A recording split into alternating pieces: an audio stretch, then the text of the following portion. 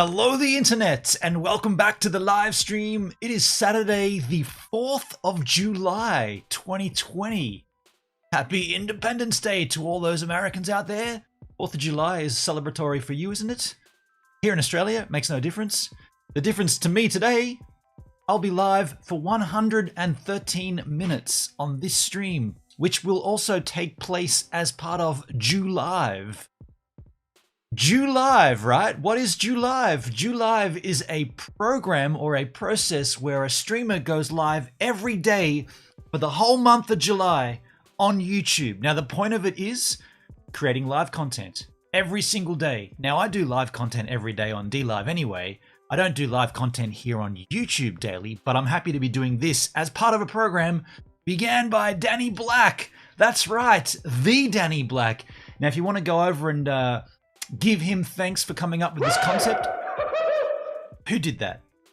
Joshua Ward just became a giver by subscribing. Thanks, Josh, for subscribing here on YouTube. If you want to go and give Danny Black some props, I popped his link in the chat. You can go over and say, what a cool concept. I'm watching it on the Gives channel. Feel the Gives love, although he doesn't like feeling anything from me these days.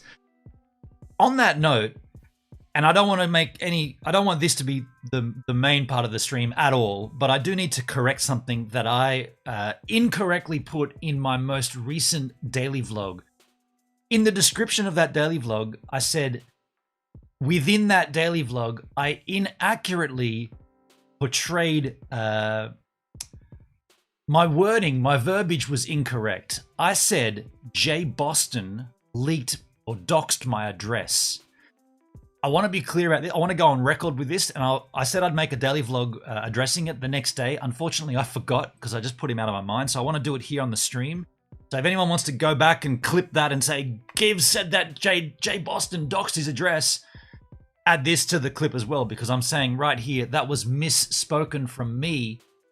Jay Boston, sorry, the handle Jay Boston YouTuber, in DLive was not the one to dox my address. Be clear on that. Jay Boston YouTuber was not the one to dox my address. I just want to go on record as saying that. Jay Boston YouTuber was definitely one to slander me in the chat and make accusations about who I live with, where I live, and what I'm doing with my life to bring me down.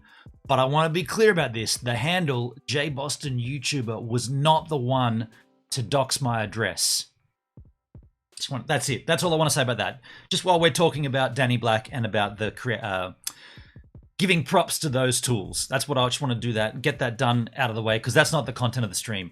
And I probably won't do that daily vlog that I said I would do. I've done it here on the stream. I'll go back and annotate that daily vlog where I said I will make another daily vlog where I address this. I'll actually say I did it in a live stream, and I'll timestamp link this stream here just to have that done. When you make a mistake, it's critical that you come out and you address it before anyone can go, dude, but didn't you say back then? Yeah, I said that. The way I said that was incorrect. Again, I want to be super clear. The handle Jay Boston YouTuber was not the one to dox my address. That's what I'm saying. That's all I'm saying. Folks, I woke up this morning. Well, I went to bed last night and I was looking at my app, the Wily Weather app for a surf, because I haven't been surfing in quite some time. I'm kind of thinking this pain I've got maybe just be regular pain. If you're pushing, actually, no, it's not. Pushing hard enough there, it doesn't hurt as much as this side. I'm going to get an x-ray this coming week, but I looked at the weather and there's big swell coming in and southwesterly offshore wind. I was like, dude, I'm going for a surf tomorrow for sure. So before this stream, I jumped out and had a look. There's no swell out there at all. Like, the swell's supposed to be here. It's supposed to be here now. And I looked I looked with my freaking eyes. There's no waves. It's like a lake out there. So there's nobody surfing. It's a Saturday morning, and looking at the forecast, it's on. But then you look out at the real world and it's not on. So I don't know what I'm going to do. I'm probably not going to go today. I feel itchy. I dreamt about surfing last night. It was crazy. I had a good dream, actually. Dreamt about a whole bunch of dudes down here holidaying, trying to find the best wave, not here, but inside Jarvis Bay, because the swell was so big it was sweeping in. We went to lefts at Kalala Bay. Anyway, that's my dreams. But yeah, I wanted to come out there as early as possible with that. And I'll address the chat per beer. I'll address what you put in the Discord. I didn't see it until just now before starting this stream, but I'll address that in a second. But yeah, the point of this stream today, it's actually a viewer request. Yesterday on the D Live, I asked, what would you guys like to talk about on the YouTube stream tomorrow? And again, I'll take requests like this whenever. Like, I've got content, I got ideas and concepts, but I definitely want this to open up to you guys to be able to sort of put your ideas in. And Shiloh Rose came up with a great idea. Why not have a discussion about prized possessions, family heirlooms, keepsakes, the things that you either have been given or that you hold on to, and what they mean to you, the value, not necessarily the monetary value, but the historical value, the documental value, whatever it is that you value. We want to learn about it today on the stream. Now, if you want, we can have a call in. I love the call ins. We can have a call in if you want. We don't have to, but if you do want to call in, well, we'll open that up. We will get into this.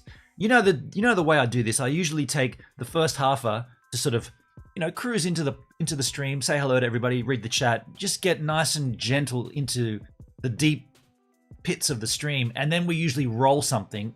And then when we come out of that roll is when we get into the content. So that's the format. That's how we're going to do these streams probably every day, right? We're going to have a hello, a bit of a chit chat covering some base news, some ground news. Then we'll move into a pre-roll. And in the case of July, it's going to be the album. Every day it's going to be the album. I'm promoting that. And can I also just say, wow, thank you to everybody who's pre-ordered. What the? I did not expect this, but thank you so much.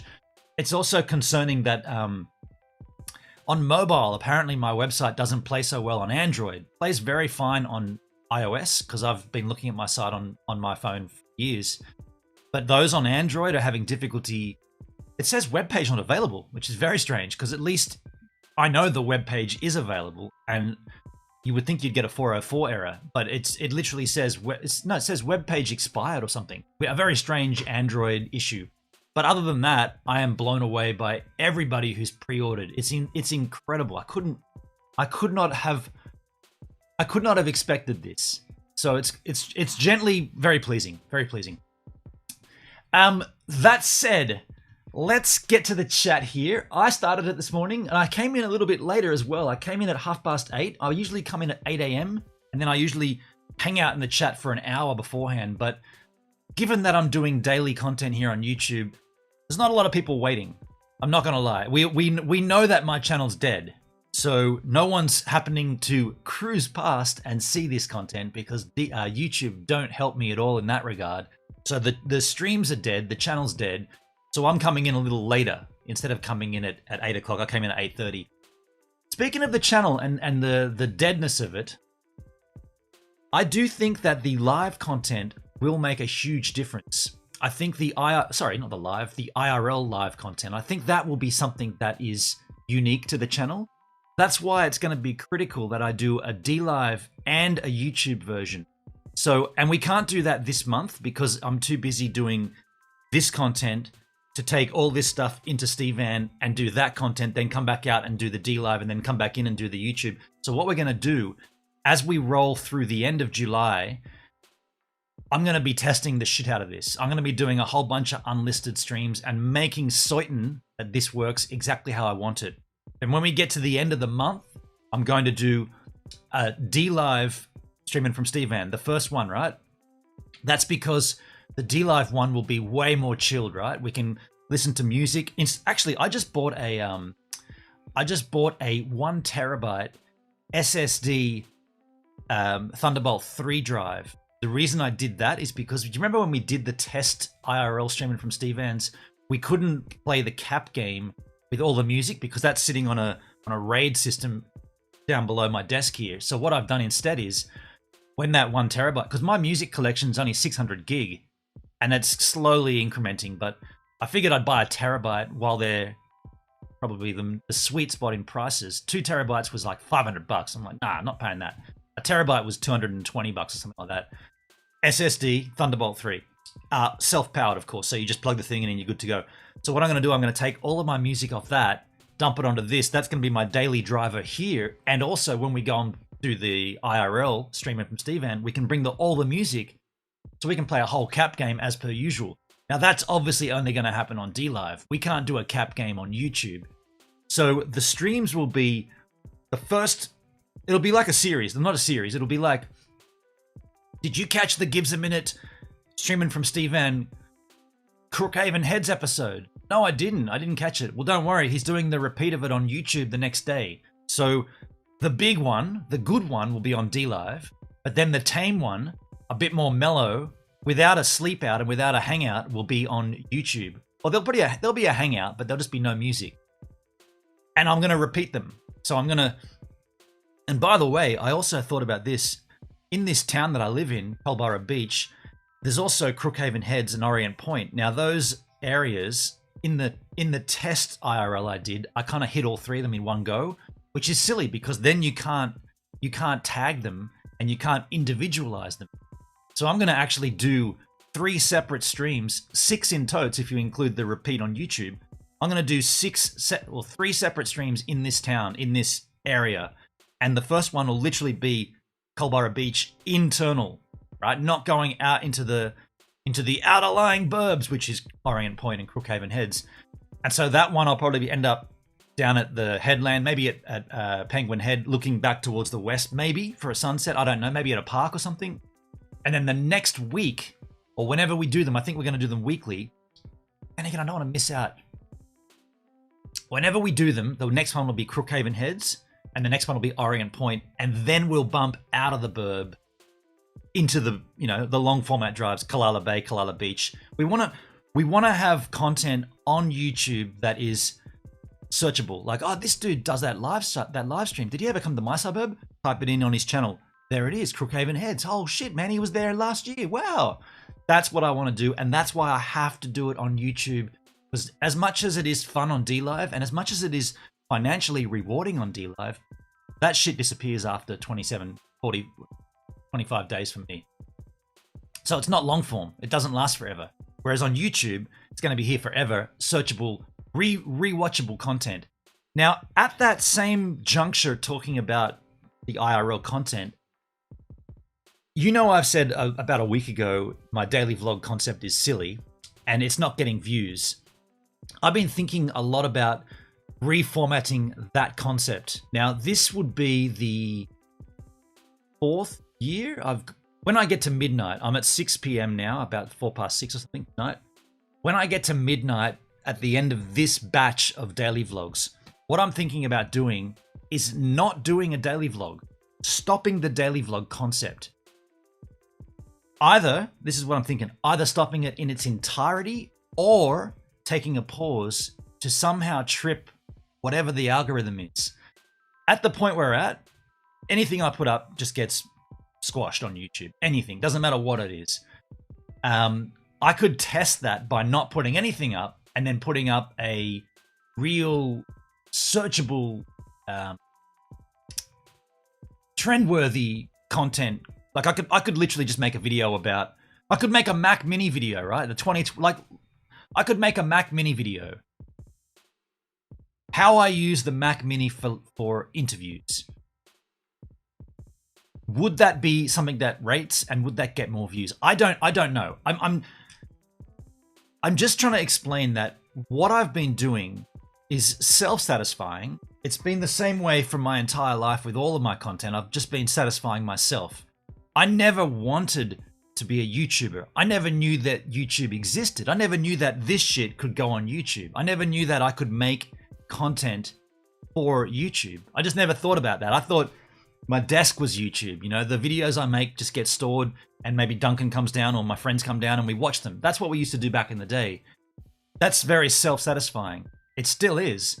But if you want to make money from it and you want to climb up and keep continuing, this kind of content, like that kind of content and the daily vlog, obviously isn't what YouTube wants.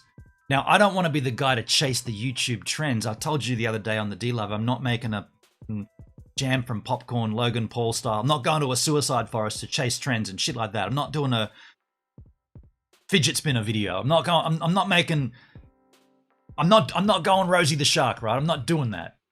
Because that doesn't satisfy myself. That does not keep me happy. But I have to make a change if I'm going to continue to put this stuff out for the globe, for the planet. We tried it with the Wave a Day content. I listened to every suggestion that everybody made, changing up the content, changing up the style, the approach. POV was a big thing. Change the music daily. Make sure it goes over 10 minutes. Make sure you use a drone footage. Make sure you interact and ask questions. I did all the things that everybody suggested, and it made no difference. Absolutely no difference to my views. And then we watched that video of that surfer in New Zealand who's got you think he's got 980 subscribers. He puts up a 20-minute POV style, and the title of it is Surfing a Point Break, New Zealand. All of it's POV, one camera, no speaking, just him getting out of his van, pulling his surfboard out of the cover, waxing it up, carrying the surfboard down to the water, getting in all of it from one camera angle, just walks into the water, no music, and whenever he needs to speak, he just puts the title on the screen saying, walking to the beach, lots of rocks, bit of seaweed, oh, there's a good wave, and then never hear him talk, gets in, surfs, 20,000 views. So here I am spending my entire day dedicated to multi-cameras, drone footage, beach camera, 2 GoPros, intro, outro, bumper, music, curated ups and downs, conversating, talking to the chat, asking questions, answering questions, putting up titles and stuff, and none of it rates. None of it. All that does is take heaps of my time for no reward. So what I'm thinking about doing, again, this is just trying to change things up for the Wave a Day coming, which won't be until September. September will be Wave a Day. I'm thinking about doing simple. One camera, one mouth-mounted camera, nothing else. Just the single camera. That's it. No music, no intro, no outro. It's just going to be surfing Culburra Beach, Point Break. Day 1. That's it. A 20-minute video, hardly any edits, just the straight-up footage. I will try that for a month and see what happens. Then, if I look back at that and say, well, dude, that failed as well, I'll be like, well, what can I do to trip the algorithm or to, I was going to say not falsify, what can I do to get on YouTube's good side? At that point, probably nothing, right? It's coincidental that one of my GoPros is busted anyway, and GoPro are not answering me in terms of. See, I had a connection through a media company. Not even so. In Australia, there's GoPro ANZ, but they were working through a company called Lampoon Group, and Lampoon Group were providing me the discount to get the GoPros. Of course, this is the nature of that kind of connection. Unless you have a definite pathway into GoPro, which I didn't. I had an up and down through. And by the way, that was through a guy we met from CreatorCast. We interviewed Jake Rich, right? He was a Big Brother contestant. So that was my connection in. It went up and down, up and down, up and down, and it finally got to a 40% discount. Very generous of Lampoon and GoPro ANZ. But now that's all folded, and Lampoon don't deal with GoPro. So they're like, oh, you got to go directly to GoPro ANZ. And they got an Instagram with an email. I've contacted them. Just nobody replies. Not a single person replies. And you know why? Because I reckon they go, oh, this is that Gives a Minute guy. Yeah, we'll go and check his channel. They look at my views, and they go, how did he get a 40% discount? Look, this stuff's not rating at all. Why would we? Don't even answer him. Don't even answer him. Just let him be. He's not worthy of the 40%. He's not even worthy of an answer. So I've lost that connection. So you see when I'm going down, when things are going bad for me, they go bad, right? But that's not everything. As you guys know, I've gone very, very, I'm going to say very, very up. It's not the right terminology. As much as I've gone down here on YouTube, the opposite's happened on the other platform, DLive. I've gone up on DLive. In fact, DLive is extremely rewarding for me. I'm very, very happy with my position on DLive. Extremely happy. I got a great community. I got the support of the platform. I got the support of everybody on my channel, aside from the dickheads, which we know they come and go. A lot of them stay for a long time, but I'm dealing with that. So there's ups and downs to everything. But the point of this discussion is, I think something's going to have to change with the daily vlog. I'm not sure what. I know it's a silly concept. I know it doesn't. See, the thing with the daily vlog is every now and then I'll be doing something where I'll talk about something that's topical. Like, I don't know, like OBS not taking, I don't know, audio out of HDMI feed or something like that. And that happens to be the daily vlog. And it's a 4-minute video. It took me no time to do, yet it rates. So I think what I should do is, instead of doing those as daily vlogs, do that shit as a long form video. And when I say long form, I specifically mean at least 10 minutes to get those ads in, right? Now, I'm not talking about mid-roll ads. I don't do mid-roll. I'm talking about YouTube allowing pre-roll and post-roll ads, not mid-roll. I don't do mid-roll. So that's what I think I'm going to do. I haven't decided yet, but you noticed back about 3 weeks ago, I did make changes to the intro and the outro. The reason I did that was, and by the way, people are going to say, you're only saying this because Xander suggested this yesterday on DLive. Go back weeks, it's going to be at least 3 weeks ago when I made the 300th vlog and I changed the intro and the outro. I specifically changed those two things because I need it to be snappier. My intro was going for 45 seconds. Now it goes for just under 20. My outro with the, we're out of time. People hated that. I thought that was very me, very unique to me. People hated it. I used to get hate comments. Everything about this video was great until you did that stupid thing at the end. So 300 vlogs in, I was like, all right, if I change that intro to a snappy little, it's whatever the date is, it's Saturday the 4th of July, 2020, and welcome back to the channel. Boop, boop, boop, boop, boop. And then we talk about straight into the content. You've already eliminated that potential for someone to go, this is shit, and click off because you've captured them. And if it's content that's like, let's just say, I just bought another Stream Deck, by the way, from my interviews. I bought a Stream Deck Mini. Now I've got a Stream Deck main and 2 minis, one in the van and one here. I could say this video is going to be all about the Stream Deck Mini. So if you want to learn about that, continue to watch. And then you're straight into the content. And then the outro comes in. Thank you for the patrons. And I just leave it up on screen, whatever it is for the cards. It's me listening, or it's me observing that just because I enjoy something doesn't mean the planet enjoys it, right? Even though I've enjoyed this shit for years, if I want to do it on YouTube, I have to adapt. Now, I like numbers. You know, the whole thing's based on numbers. So that's why I waited to 300. I thought about doing this, and at 220 or something, I was like, yeah, I probably should change the intro and outro. And also, I'm getting a little tired of that song too, to be honest. I was like, but I thought, no, I'll get to 300. I'll snap it at the correct number. You know me and numbers, it's all got to be numbered. So I think what I'm going to do, I'm going to move it on. I've neglected the chat here, folks. This is a live stream after all. Sorry about that, folks. I'm going to go up and read the chat. So Perdbeer, in regards to what you said in the Discord, the timing was wrong. For some reason, when you go to, and again, I talk about YouTube and I slag it off a lot, and there's a bunch of things that are terrible with it. One of them is the reuse last settings for a live stream.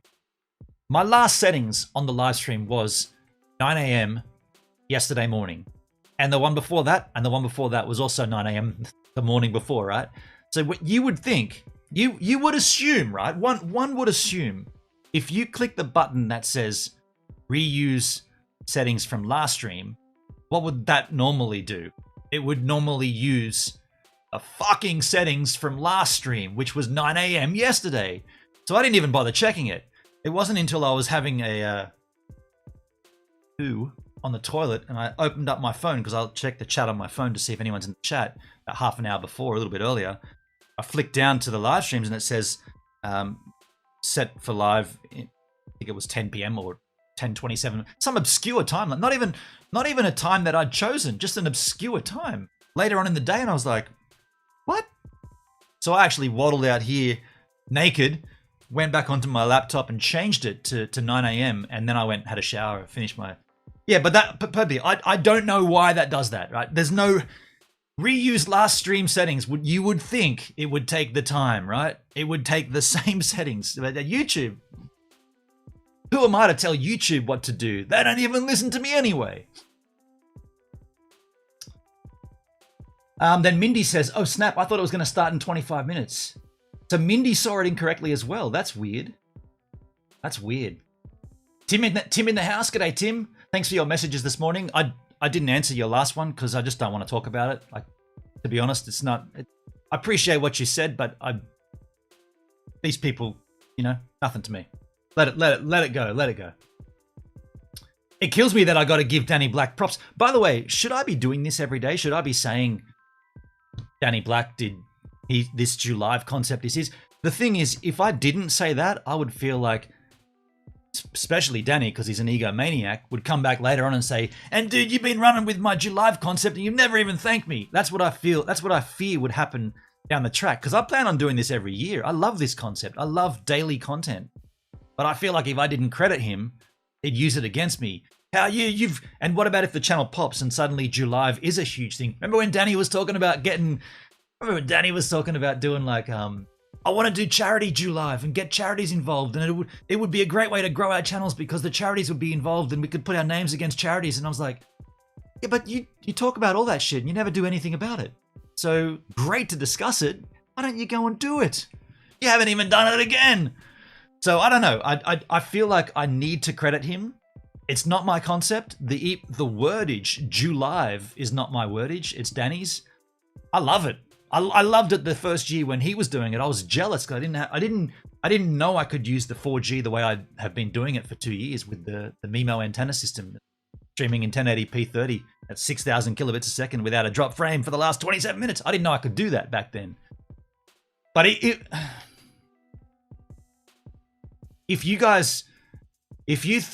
the community thinks I've done wrong, I'll apologize.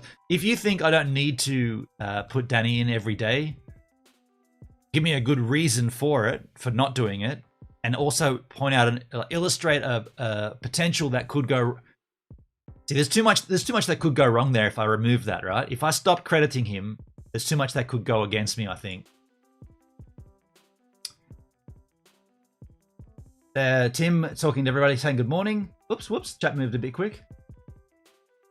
Tim says, it takes a person of ethical character to admit one's errors. And look, Tim, thank you for highlighting that. I'm not trying to get brownie points by doing what I did earlier with the Jay Boston thing. I'm just trying to clear it because I know how the internet works from watching the drama alerts and from watching Philip DeFranco. If you put something out there and it's proven incorrect and you haven't stated that, yes, okay, I was wrong, then you look like an asshole. But if you put out something that's clearly wrong, or let me be clear about this. I just want to say it one more time.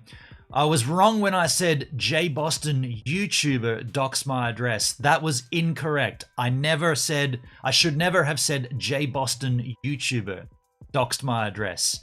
Now you can read into that as you will, but that's what I'm saying. The handle Jay Boston YouTuber did not dox my address.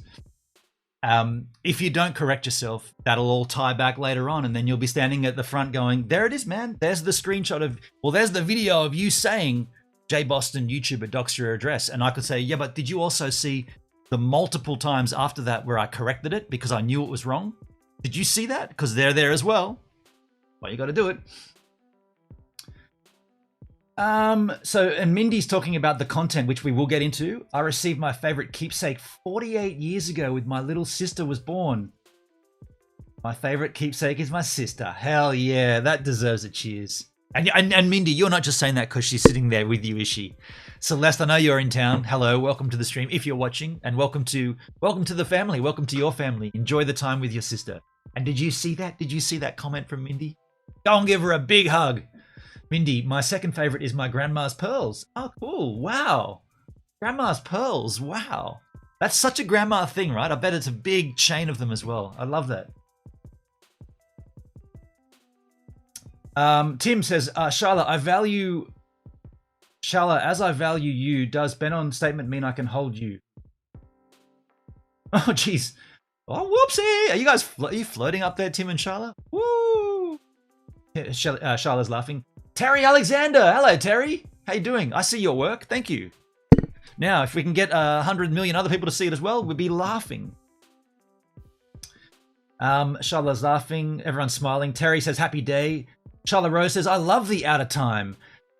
You and me and nobody else, right? The other thing that ruined Well, the other thing about that I didn't like is that it also made it something, right? It made me have to, every single video I had to think of something unique to end it with 300 times. Whereas, actually, no, I didn't do it from the start, did I?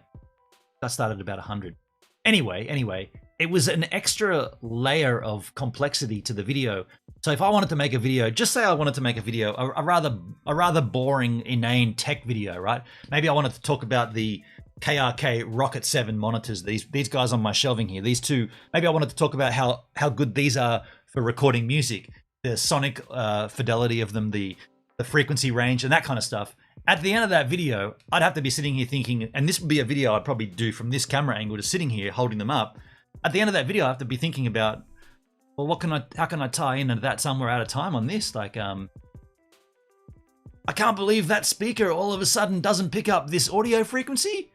Listen to this, and I get my phone out and I go to play this strange frequency, and I'd be like, oh, that's and it was like, I like it. I think it's funny, but it's not so suited to every single video. But because I'm German and I implemented it on the regular vlog, I felt like it had to be on every single vlog. That's probably my fault, right? I'm not flexible like that. I've created the content, I've created the parameters, and I stick to it. People might say, that's your big problem, dude. That's why you're failing. That's why I'm changing. That's why I've decided to make changes. That's why I made changes on a wave a day. That's why I changed the intro. Mindy says, me and Celeste think it's funny. Okay. Yeah, well, thank you. That's Mindy, Celeste, and Charlotte, and me that think that thing is funny. That's only 4 of us out of all the population, but I appreciate that you guys liked it. We just need 400 million others of us to like it. Tim, Benon, GoPro should look at the bigger picture of not dealing with you and how your viewers will hear this obviously have connections with other channels. Those other channels thus get to hear of your problems with GoPro. This then gets back to their viewers who may then not buy GoPro based on the problems you originally experienced. Thus, GoPro may, as a result, lose hundreds to thousands of product sales in Australia across the world. I mean, yeah. But let me be clear about GoPro. The products I had, yeah, there was some ups and downs. The way back in the day when I used to mount the one under the board on the fin, when that mounting broke, that was a failure on a GoPro mount, right? And they did the right thing. They replaced the GoPro. There's still one floating around, or not floating around, still one rolling around the bottom of the Tasman out there. And they gave me a fresh one back. So that's props to GoPro. The issues I've got with one of my 7s right now, where it gets to usually about 21 minutes and then it just holds the frame. That's a fault in a GoPro for sure. But then again, I was given that for 40% off. So what am I going to do? Go back to Lampoon, who don't even deal with GoPro, and say, well, can you guys talk to GoPro and get this fixed for 40% off? That doesn't make sense. They gave me a discount. They gave me a discount to use their product. I did. And now the product's not working. At that point, it's like, well, you want another product, you go and buy one, dude. Again, I'm nothing. I'm 20,000 subs. I'm getting a couple of hundred views on those videos. They must have looked at that and gone, how did this guy even wangle this in the first place? Look at his content, dude. He doesn't get any views. What are we're going to give out GoPros to every Tom, Dick, and Harry just because they make a video? Hell no. They got to work for that. And I'm working, but the results aren't there. So I get it. I get it from GoPro. I get it. Also, just personally, another reason why I'm kind of going to stick to the POV thing for September wave a day is because the Hero 8, which I was very close to buying, isn't really an upgrade. It's sort of an upgrade, not really. Not a huge upgrade. So what I was thinking, and there's speculations that by the end of the year, the Hero 9 will be announced, which is probably around about right for Christmas. Shit, are we already talking about Christmas? Yeah, we just did. We said it, right? For 6 months in, folks, Christmas is just around the freaking corner. So I'm going to upgrade from the 7s to the 9s. I'm going to skip the 8. I'm going to use my existing 7 that works. By the way, the other 7 that doesn't work, it's still a great webcam. I'm going to be on top of Stevan. I'm going to bump from the 6, no, from the 5. I'm going to bump from the 5 to the 7 for better stability on the streaming from Stevan roof-mounted camera. Shit, yeah. So it's not all a loss, right? Not all a loss. But I appreciate what you're saying, Tim. I appreciate what you said there. Mindy, I won't be buying GoPros, for example. I mean, yeah, but I like what you're saying, Tim and Mindy. I like that approach, but I don't want to be the guy that got you off GoPro. Because just on the other side of the coin, let's just say GoPro did see the content. Let's say GoPro are watching right now. Hello, GoPro ANZ. Hello. Let's say they're watching and they go, oh, we kind of misjudged that. That dude has an audience, and even though the views aren't there on the videos, there's potential for that stuff to pop. Get that guy a call and let's get him onto the 8s. Let's get him a couple of Hero 8s for nada, not 40%. Let's give them to him. What about if they did that? Then you would see me coming out saying, well, you know what, folks? I did get a dud 7, and it lasted 2 seasons, which it did, 2.5 seasons. But now they've given me 2 Hero 8s, and I want to show you how they work. I want to show it to you. On that side of the coin, I'm then showing you the good things about GoPro. So I get right now that it's a bad thing, and the GoPro isn't working. But I shouldn't be the one that you decide that's why I'm not going to get GoPros, because that's just a one-off in my mind. I don't know. Well, there are a fair few people online that have got the same issue. They talk about changing auto low light off, and I tried that. Didn't make a difference. People are saying it's your card. It's a faulty card, which would be the first port of call. If you make it, and don't forget that when I go surfing, I literally press record on both, do an audio clap, and then I go into the water with the board mount and the mouth mount, and they record for the entire surf. I don't press stop on any of them. They record the whole thing in one go. Now, GoPros are good for that. That's how they're meant to work. They're meant to they do like a 4 gig segment of footage as it goes all the way along until the battery depletes.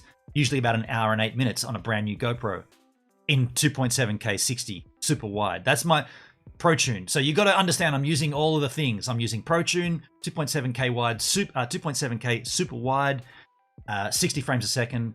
Auto low light was on, auto shutter, auto ISO, ISO maximum 1600, minimum 400. I've got it all set how I need it, and that would take an hour and 8 minutes to deplete the battery.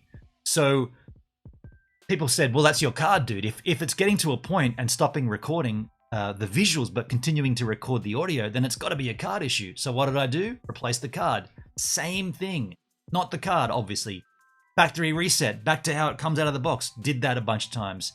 Not the issue. Turn auto low light off. That's what people were reporting. That's the auto low light feature. Turn it off, dude. Turned it off. No difference. So, and people will say, dude, you're just Mr. Negative, right? You're just looking for the negatives. Well, at the point where I'm using that thing daily for my wave a day, and it just stops working.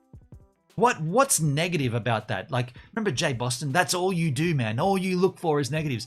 Well, I'm doing a project. I'm using the products. One of them was working flawlessly. The other one just stops. How is that negative? That's just me getting frustrated because something has just arsed up at one particular point. I don't have a backup. If I had a backup, I'd be putting that one down going, okay, well, that one's done. I'll use the other one. But I don't. I've got to work on why that's not working. Yeah, you just make negative comment videos. Get the hell out of here. Anyway. Perdview, I think it's better to sail the ships to different destinations. I think better to sail the ships to different...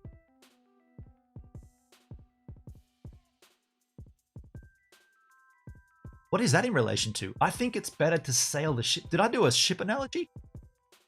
I don't even recall doing that. Perdview, did I mention ships? Charlotte Rose, I love how people in the background reacted when you said it. Oh, that's you're out of times. Okay, I'm so far back in the chat. Sorry. Natalie Alexander in the house. I love the Australian accent. Awesome live stream. Oh, thank you, Natalie. Good to see you. This cheers is for you, Natalie. Can I call you Nat? Nat. Celeste. Hey, Celeste. There she is. Good morning, Celeste. Here's my 2 cents worth. I believe that once the Adventures and Steve Van starts, a lot of people start watching and get involved and have a good time. Yeah. That's what I think. I think you're dead right, Celeste. I think the IRL from the van is going to be a big change for the channel. For sure. And by the way, if that fails, if that concept fails, then I don't know what to do, right? If streaming live around Australia and having campfires and sitting out drinking Jack Daniels and showing you the views. If that doesn't work, well, fuck me. I don't know what to do. Sorry about swearing, and I'm allowed to. I'm 40 minutes in. I'll try. I'm trying though, right? I'm trying. Charlotte Rose, hashtag hello GoPro. Safe in the house. G'day, Safe. Good morning, Gibbs. How you going, buddy? Good to see you. Good to see you. Good to have you. Good to know you. Or shall I say Benanosity? You can say Benanosity. Hey, Natalie. Hey, Safe. There you go. Charlotte Ossity. G'day, Mindy. Mindy, I agree. Stephen is going to bring way more views. I think so. I think so. I love the Ossities. The Ossity. Ooh, the Ossity. Ossicity. Ossicity. Yeah, we could use that somehow, couldn't we? Ossicity. Keep that in, Charlotte. Keep that up there. The ossicity. Take off the end of the Benanosity and the Danakosity. Just add. We could grab the ossicities and do something like that. What could it be? If we, Charlotte, put that on the back burner. If we need something for something, it's going to be the ossicities. Okay, we're gonna use the ossicities. Per beer. It was an analogy between you and the Creator Cast kids. Oh, okay, gotcha. Okay. Well, folks, we are up to speed with the chat, so I'll put you guys up on the screen so we can all play along. Again, I know I've talked a long time here to get to this point, but there has been a bunch of things that have gone down that did need discussing, that did need clarifying, but we are going to take a slight pause here to get into the content of the stream, and the stream content is Keepsakes. But before we get to that, you know I'm going to promote my album this month, for the month of July. I've got a new album, Celeste. You might not have got it yet. Mindy probably already nabbed it, but coming up in the stream, I'm going to show you a video that'll explain everything. Enjoy this. When we come back, we're going to talk about the content. Welcome back to the, no, not a slightly random daily song at all. This is not slightly random, and this is not a song. This is a video to explain to you the Armageddon and how you can get your own copy of the Armageddon. Now, what's the Armageddon? It's my latest release. You know, I've been talking about the music I make under the moniker of That's Well, we've been discussing the latest recording. It's been taking place for the last little while. I'm happy to announce that today is release day, July 1, 2020. Why have I chosen the date July 1st for the release here? No reason except that everything kind of moved towards that being the end point of the recording process. And I figured for the whole month of July, I could promote this album, getting it into your hands. I want to give it to you for free. That's the thing. I want to give you the album for free. So as of today, and right through the whole month of July, there will be a link that I'll make clear to you either in the description here or in the chat. This is the link for you to go to and to nab the album for free, completely for free. You can download those MP3s and go to town. But the reason I want to talk to you more in detail about that is because I also want you to be able to get your hands on a hard copy if you want it. Now, you may not want this. You may just want the songs, and that's cool. But if you do want a hard copy of the album, you're gonna have to buy it, and it's not like you're buying it off a shelf. I'm only gonna print the amount that people order. So from July 1, let's say through to July 30, right? That's the whole month.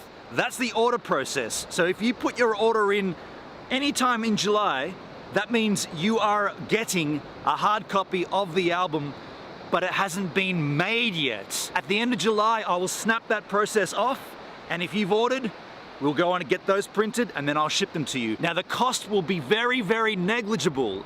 I'm not looking to make money here. I'm not a musician. I'm a live streamer. I create content. I enjoy making music, but that's not the point of this. The point of it is to have a bit of a laugh. The only reason I want to do the hard copy is because last time with the second umming, so many people wanted a hard copy, and I only had 20 made. So this time, I'm not making them until I know how many are wanted. So if you do want to nab a hard copy, go to that link, do all the things there. While you're there, grab the download.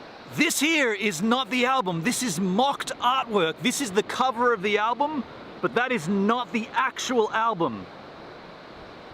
On the album, there are a bunch of songs. There was a time when I tried to explain. It was very blunt, but on the right track. I smoked him hard after a bottle of Jack. And what I said I would never take back. But he took it the way that a schoolboy would. Without going too deep into the details, I recorded everything: guitars, bass, lead guitar, rhythm guitar, vocals.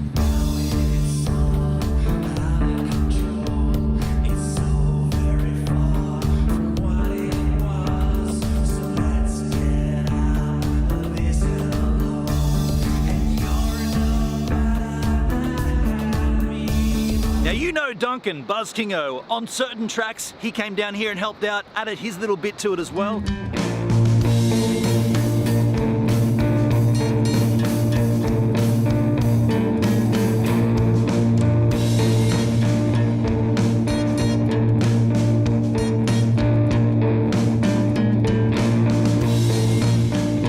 That's all listed on the liner notes in the artwork.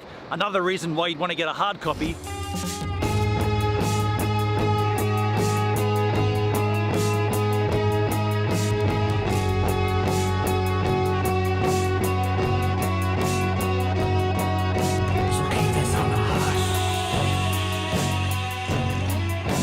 Having Duncan down here to help out with the music was so rad. It was so much fun. But he's not the only guest to appear on the album. Out here in the ocean, one day I was surfing with a South African guy who was holidaying in the next door house. And after a bit of chit-chatting, we got hanging out. And he kind of said, "Oh, just curiously, do you happen to have an instrument? I mean, I've been missing the guitar. I play a bit of guitar."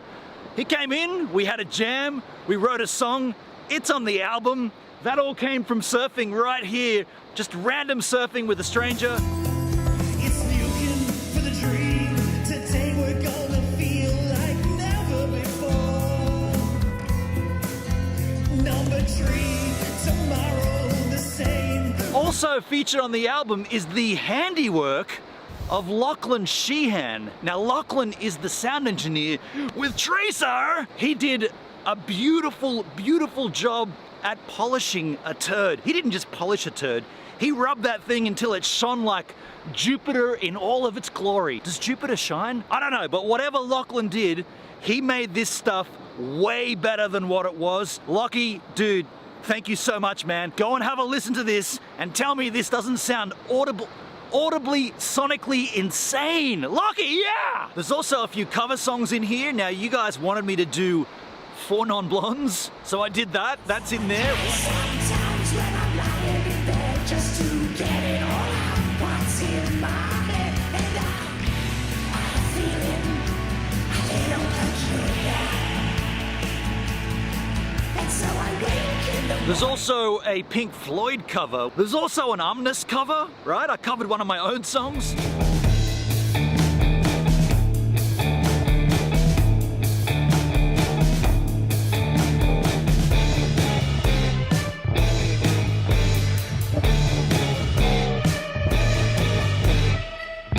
The rest of that stuff is brand new material for you to enjoy. But that's not all. You know me and music. My favorite band is Ween. I love the band Ween. And so to make this release even more special, I recorded 20 covers of Ween songs, and it's on this album here.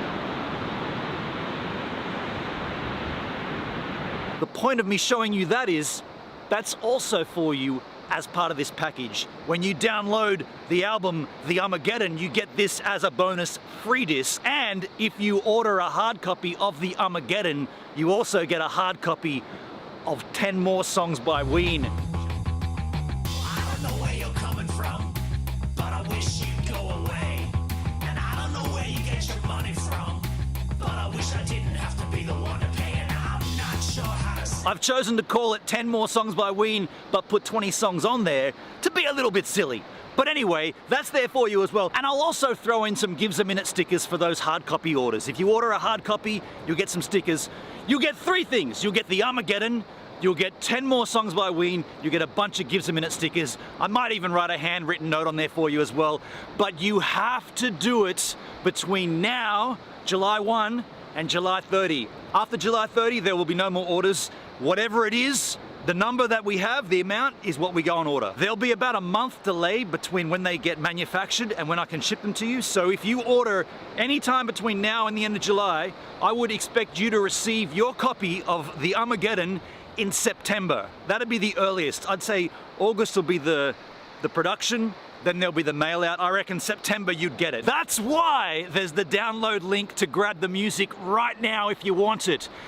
Don't come to me after July and say, I want the album, man. You won't be able to get it. You'll have to go to Spotify's and Apple Music and all that place to buy it. This is the 1 month of opportunity. It's July, the opportunity month. Is that enough promo? I don't know about doing promo for my own music. There it is. I promoted my own music. Now look, while I sit down and take a listen to both the Armageddon and 10 more songs by Ween, you guys can go back to the live stream. This is not a Slightly Random Daily Song. Just go back to the live stream. I'll see you there.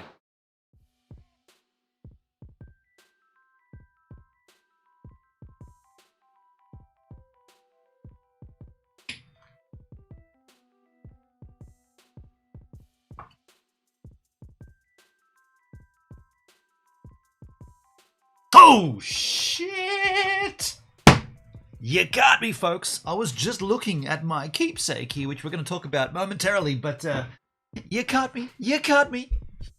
Folks, that's the album, The Armageddon. There's the details of how you can grab it in the chat. I'll pop that there again, just in case anybody didn't get it. It's in the chat right now. That's the link for you to download The Armageddon. Safe says, wait, DMCA, we're going to get a takedown from me. Actually, that's actually a very good point. I'm going to have to whitelist that because I do have all of my music through Root Note or Route Note, if you like. What's with this hideous hair? And that's my distribution. My music's distributed through Root Note, and that does put up copyright flags for... Actually, I've whitelisted Danny Black's channel way back in the day when I gave him my album 1,000 More Layers of Umness. I whitelisted the Danny Black. And by the way, if he changes his channel, that's interesting. That's very interesting. If he changes his channel or if he uses that music on another channel. Anyway, I whitelisted his channel and I whitelisted my channel. But that doesn't affect a current release. I got to upload the Armageddon to Root Note, and then I got to whitelist this channel. Otherwise, this channel will get dinged when that goes through the process. Tim says, I'm waiting for this to come out on vinyl. Well, you'll be waiting a while. I have seen on the Troy Horse, which is who I use to make my albums, Troy Horse actually do small run vinyls, 100 small run.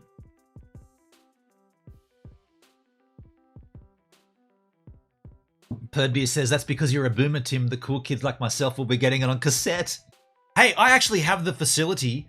I'll show it to you. I have the facility to put it on MD. If you want to, I can't get that thing. It's under the desk, but I got the facility to make a mini disc of it. If you want it on MD, of course you won't get artwork with that, right? I'm not gonna reprint the artwork down to the MD size.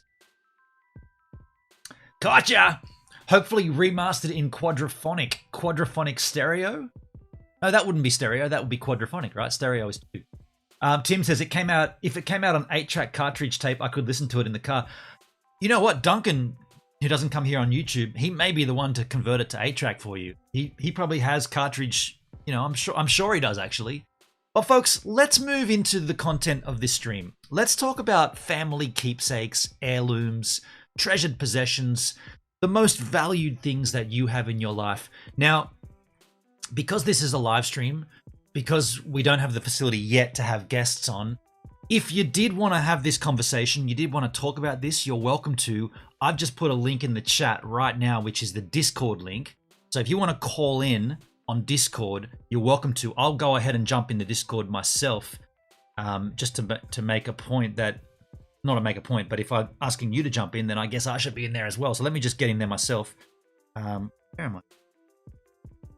Gives a minute call in line. So I am in there now. If you do come in, I'll hear you. You don't have to, but it's just up there for you if you wanted it. Because this is live, we can have the interaction if you wanted to.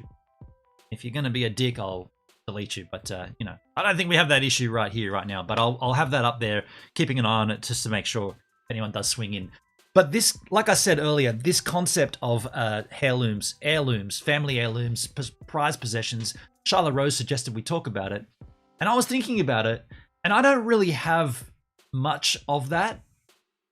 I would regard all of my, like, if someone said what would be the stuff you'd grab, and by the way, this is the stuff that I did stash during the bushfires last year. I had a bag, you can't see it, it's up the top of that thing, top of that wardrobe.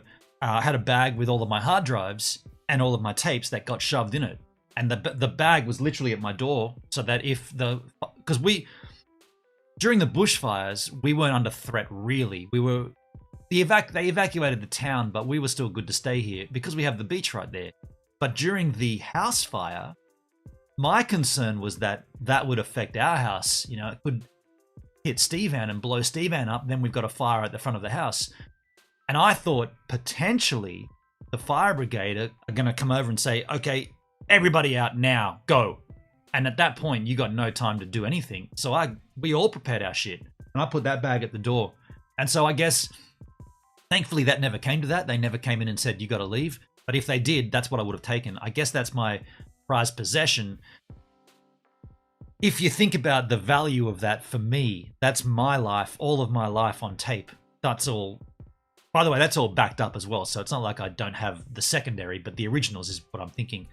But then I got thinking about, I actually do have a pretty cool set of family treasures that was given to me when my father died. Now, when someone dies in a family, it's a shitty time, of course. No one likes that. We're all going to go through it, so just get ready for it. If you've never experienced a death in your family, it sucks. But we're all going to experience it. The idea is that you experience it later than earlier, and this happened to me 19 years ago now. Not fun, right? But when the dust all settled, I suppose, when we kind of acknowledge that Dad's gone, there comes that point where you got to go through all of his old stuff, right? And that's super hard. Mum did all that, right? She went through all Dad's old stuff and kind of like, you know, sold all his tools, sold the vehicle. He was a builder, so he had a whole bunch of everything, right? I got heaps of stuff from Dad. I got about 2 years worth of homebrew, which I drank in about a year. Not gonna lie, me and my friends all drank that. It was amazing. Now I'm not gonna get emotional here. This is not the point of this conversation, but it might trigger up a few emotions. But my dad was dying of cancer, and he had to have a drip feed fed into his stomach. They call it a peg line, and he was being fed by Ensure. I'll show you what it looks like. It's a thing called Ensure. Let's go over here, Ensure. Yeah, this is exactly what it was. This one, right? Oh no, it was the vanilla one. This is exactly what it was. This can here. It's from takealot.com. My dad, so he was being fed in a drip tube of this shit, right? And at the time when he died, we had like 6 months worth of this prepared, ready for him in these cans. And so Mum's like, well, you want that as well as the homebrew? So I took all of Dad's homebrew. My brother doesn't drink. Well, he does. He likes his Jack Daniels neat with ice and Coke. It's another story.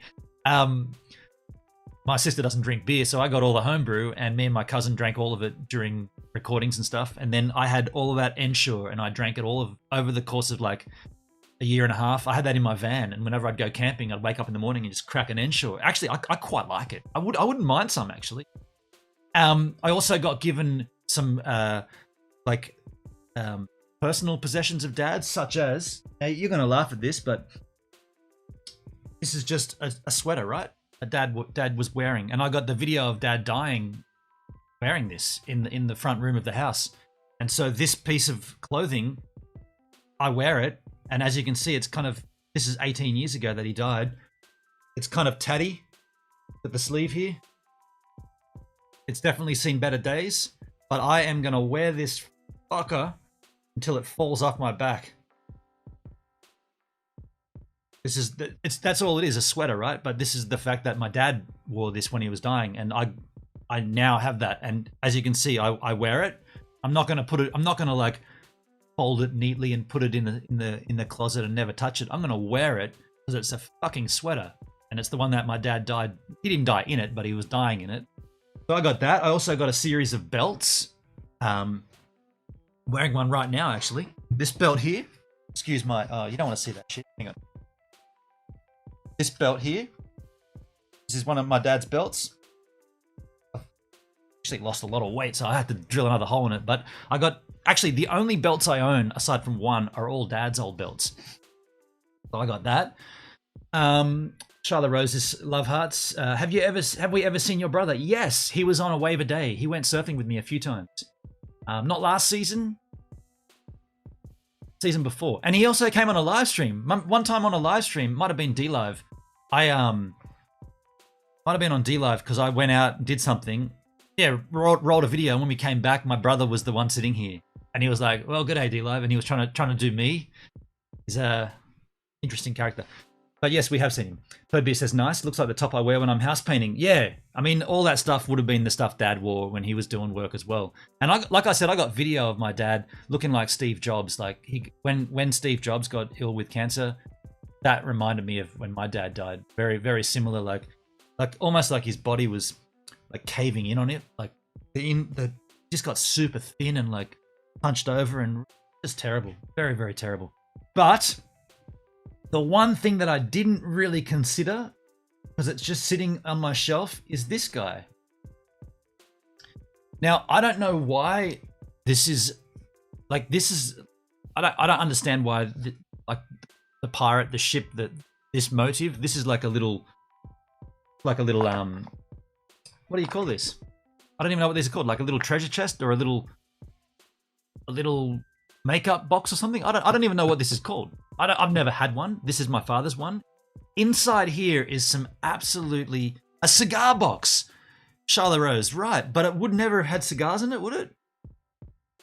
Or would that have been a cigar box? You can see a bunch of stuff in there, right? Notably a photograph of me, which I'm going to talk. This just smells of old age. That's what that smells of. So I'm going to show you what's in here. Again, if you've got family keepsakes, please pop them in the chat, and we'll talk about them as we go along. This is not just about me. In here, I'll go through. It would have held matches, lighters, and smokes. But my dad was never a smoker. But he did smoke cigars with his German pal. Isn't that strange? He never smoked cigarettes, but he'd smoke cigars with his German friend whenever his German friend would come over. It's a man's jewelry box. My dad had one. Okay, interesting. Very cool. Isn't that felt really, really nice? Like this. You feel that, right? And it just smells like old age. Bit of hash. Actually, I don't know what you're talking about. Thank you for reminding me of something. So if I'm going to show you some photos here, I guess I should probably go through the order of these, which I think is earliest to latest. I don't know. Well, this is definitely the earliest one. These are all school photos of me, okay? This is definitely the earliest one. Look at this. You got that there? Got a bit of a... What about if I go over here? No, you're always going to... Oh, that's the better spot. Not much difference there. And knock out some teeth and I'm good to go. That one there is the earliest one. Then there's another one here. I guess this is the next in line. You see me growing into a man here. Got this one in here. Then it goes, I guess it goes to this one. You see a bit of poopsie in there. Interesting. We'll get into that, I suppose. And then I suppose it bumps into this one. Look at the brown hair at the top there. That's kind of strange. I guess it goes from that to this guy.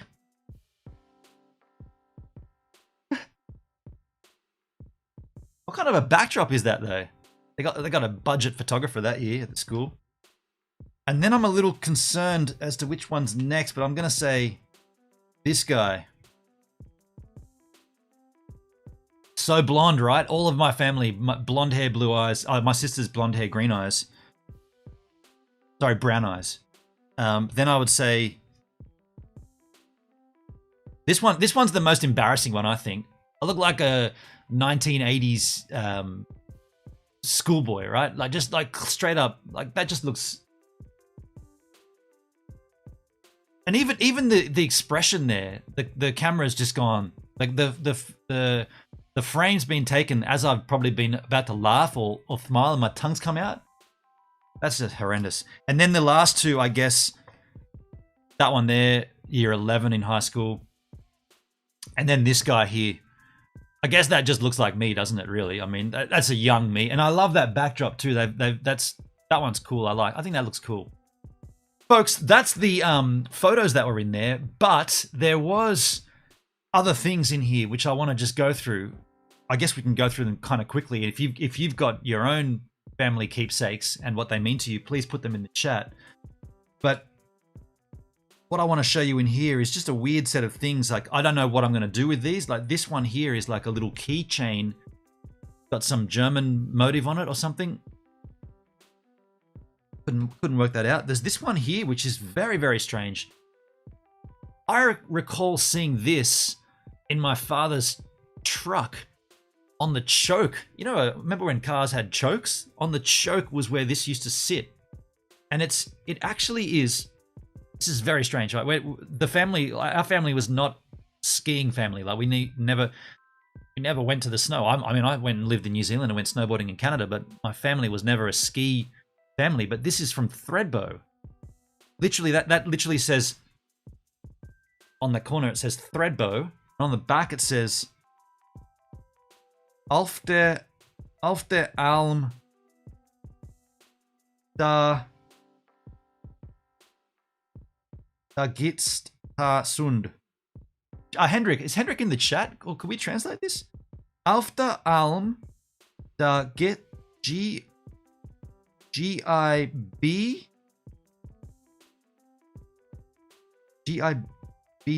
Gips Sund. You know what? Let's do this.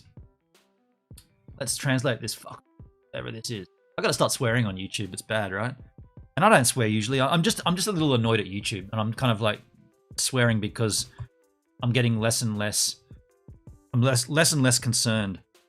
Auf der Alm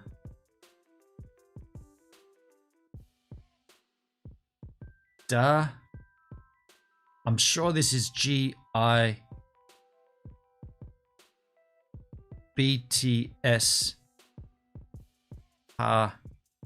Sun.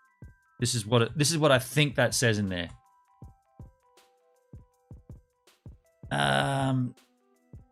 It's a song. Or it's a movie. It's a comedy. Translates to Next We'll Invade Poland. Jesus, Tim. It's an Austrian comedy about a mayor who gets headwind from all sides. The mayor, the very strict mayor Karl Skirap, not only rejects the marriage of his son with a Vietnamese woman, but also denies 40 kids their intended holiday paid for by the provincial government because they're all illegitimate children. This entanglement only gets bigger when two reporters start writing about it. When the local nurse pretends to be a mayor's little illegitimate daughter, his resistance is finally overcome. That's literally what this is, folks. Why is this in my dad's... Hey, g'day, Woz. How you going, buddy? Woz, we're talking about family heirlooms and family keepsakes. I've got this box here, which we've established is a a cigar case from my late father, and inside it's got a whole bunch of things that I want to talk about. And we went through a bunch of photographs here, which we're not going to go through again, thankfully, but a whole bunch of my school photos that were in here. But then we found a couple of things. This one's got like very small inscribing on it. I can't work out what that is. And this one here is a very strange one. It's literally, I recall this hanging in Dad's truck on the choke, and it literally says Thredbo, which is a ski resort in Australia. On the front is two children embracing. And then on the back, there's German words that say, what we just translated here, it says, Auf der Alm das gibt's Sund. And that's an Austrian comedy. But what does that actually translate to?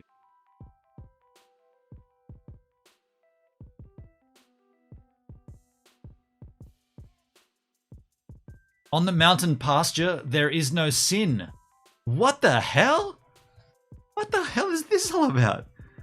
On the mountain pasture, there is no sin. Okay. On the mountain pasture, there is no sin. Now I'm very confused. On the mountain pasture, there is no sin. So sund is sin. Wow, dudes. Very, very strange, right? I've like I said, I've never known what that is. I've never known why it's there, but it's in there. Very strange, right? Rad. Yeah, it's very strange. Also in here, folks, these here are you're supposed to use them underneath a long, you know, when you got an item of clothing, a shirt that goes past your arm and you fold it back over, then you put this over it to hold it together. I used to just use this as a bracelet when I was trying to impress the ladies. I remember working in an office as a graphic designer, and I used to wear two of them just as like because when you'd be working at the desk and the girls would look over, what are you wearing? I'd be like, oh, I've got these bracelets and my father's old heirlooms. They'd be like, oh, let's go for coffee. Yeah, cool. Bracelets. I used to wear one on each arm. Like this. It worked, right? I picked up plenty of chicks with these bracelets. Lyrics for a pointy logo band. Yeah, for sure. That could be the album title. On the mountain pasture, there is no sin. Totally. Oh, good idea. I'm going to get a screenshot of that. Let me just grab a screenshot of that. Lyrics for a pointy logo band. Took a screenshot of that. Thank you for that brilliant idea, buddy. Also in here, now this is getting a little tricky to see with my hideous 44-year-old eyes. This looks like a Qantas. I mean, you're not going to see this, and neither. You know, the only way I could do it would be to take a photo and zoom it in, but that's a very, very. You can see how little that is, right? That's the size of my pinky, and it's a Qantas logo, but it's not the Qantas logo that we all know, but it's definitely the kangaroo, and it's got like a little bar hanging off the bottom. I guess it goes together somehow. Maybe it goes through the hole. There's no hole. Can't find the hole, man. I don't know what that is. Let me see if we can find that logo though. Qantas logo. Oh, old Qantas logo.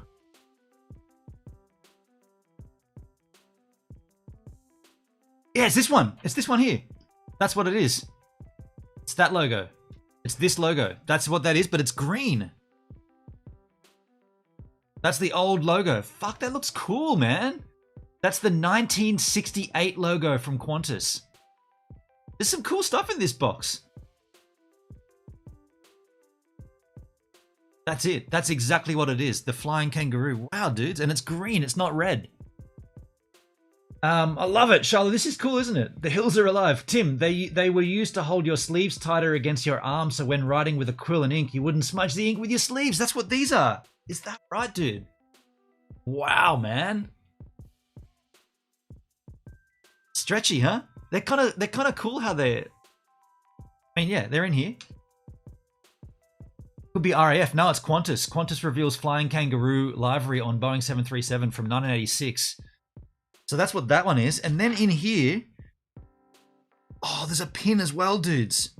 See, my dad had a thing for aircraft. He loved the concept. I mean, think about it. He was born in Germany, and he escaped Germany before the wall went up, and he went to Canada, and then he got a boat to Australia, and then all of a sudden there was this new thing, aircraft, right? You could now fly. He was blown away by the concept of being able to fly between Germany and Australia, and as soon as he could, he flew his parents out to Australia.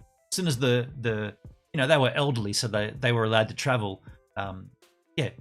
Flew him out. So he was infatuated with air travel. Right there is a tiny, again, less than my pinky finger. The Qantas, that old Qantas logo that you see there, but in green on a pin. So you'd probably put that in your shirt, right? And then stab yourself. There's another couple of things in here. This one is looks like just a generic kind of kangaroo sitting on a boomerang. I suppose this is gold. I suppose this thing here is like a you're gonna see that the best. Yeah, probably there. I guess this is just like a tacky tourist thing. I guess maybe it could be real gold for all I know. It's a pin though. You'd probably stab yourself with it. Sean, I'm watching your snorkel face mask reviews. I just bought one. Hey, thanks, Sean. Thank you so much, Sean. I hope you use the affiliate link, dude. Really do hope you use that affiliate link. But appreciate you, man. Thanks for swinging by the chat. We do a live stream every day here for the month of July. If you want to swing by, we'll be here again tomorrow chatting about something else. Right now, Sean, we're going through family heirlooms. I found this box. Well, I didn't find it. I've had it forever. It's an old cigar box, and we're just having a look at the contents of it. We found a very interesting Qantas pin here. Qantas logo. The old Qantas logo from Australia. That's the Qantas logo that we're looking at. It's on a very little pin here. Very unique. I think that could be worth something. So in here, again, there are some other things I'm going to drag out. There's one here. There's one by itself. Oh, no, that's another. I mean, this is a brooch, right? That's a brooch. You slide that on something, like it's got a little alligator clip. I guess you slide that on your lapel or something. I'm not sure why you'd need that, but I guess I could wear it for a while. You put it up here, like that. Holds your ties, your collars down. Is this what this is for? I feel like that's what that's for, right? There's only one though, I think. Yeah, there's only one of those. That's a bit of a shame. But I guess that's so that when you're walking fast through the airport to get to the terminal, you don't. But whose collars flap around like that? I don't know. I'm not going to wear it. I guess these are things from yesteryear, right? There's nothing really on here. It almost looks like a ouch, it's kind of strong. It almost looks like an LED light without the LED part. It's like got this upper section with a little line through it. You probably can't see it. There's a little line there. And then there's a little lower section as well. I don't know if this is significant to anything, but that's there. This is a big one, folks. In here is a wristwatch. Now, I recall my father saying things to me, like he like I said, he was blown away when he came to Australia, and obviously he had a very hard life in Germany as a boy, and this wristwatch is his wristwatch that he told me. He used to speak like this, son. He said, son, when I was a boy. When I was your age, I would work for 6 months. 6 months I would work. Every morning I would take my bicycle and I would ride through the fields, covered in snow, frozen hands. 6 months I would work just to get enough money to afford my first wristwatch. And he'd make that statement, then he'd go, and nowadays they give them to you for free when you fill up with petrol. And petrol's gas in our country. When you fill your car up with gas, they give you a free wristwatch. It took me 6 months to afford my wristwatch, working every day, cycling on the bike, getting frozen hands across the fields in Germany to afford my first wristwatch. Now they give them to you free with gas. So here's his first wristwatch. Now, obviously, this thing doesn't work. I guess I could wind it up, though, I suppose. These just need winding, don't they? They don't have batteries. They didn't have batteries back in those days, did they? So this watch has no branding on it that I can see. Or no, there is something in there. Oh, dude, there's no way I'm going to be able to see this. Tie pin, Benon, a tie clip. You secure your tie to your shirt so it doesn't pop. I don't even own a tie, though. Yeah, I see what it is. The tie goes down here. That thing goes on the front of the tie and then under there. I see. Okay. That makes tie pin. Gotcha. So when you empty your pockets out, when you in the 60s, when you empty your pockets, potentially you'd have this, and you'd have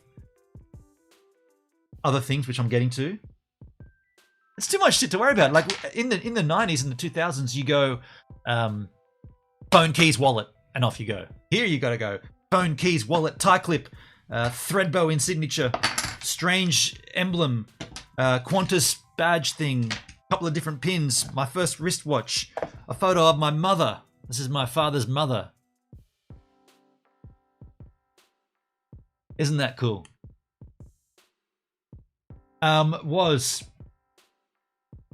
My grandparents were German too. I still have his old Bible from the war. Wow, dude. That's huge, man. What kind of Bible is it? What version? Sean, wow, I never knew that they gave you a free watch when you got gas. Yeah, back in, like, there was promotions in Australia. You get like they were always pretty lousy digital watches, right? They were like Casio knockoffs or something. I wish I could see what this brand is, folks. Oh, you know what I could do? I could grab this. This is my stream. I always have a secondary display showing the stream so I can make sure the stream's running, but I can take a photo. I'll just pause this. I can take a photo. I'm streaming naked now. I don't know if the stream's still up. I could take a photo of this and zoom it in and then tell you the branding here. So I'm going to get this as tight as I can, filling the frame with pixels. Okay, here we go. Get a focus on. Okay, did I get a focus on?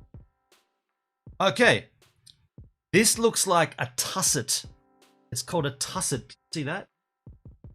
Oh no, it's not a tusset. Yeah, it is.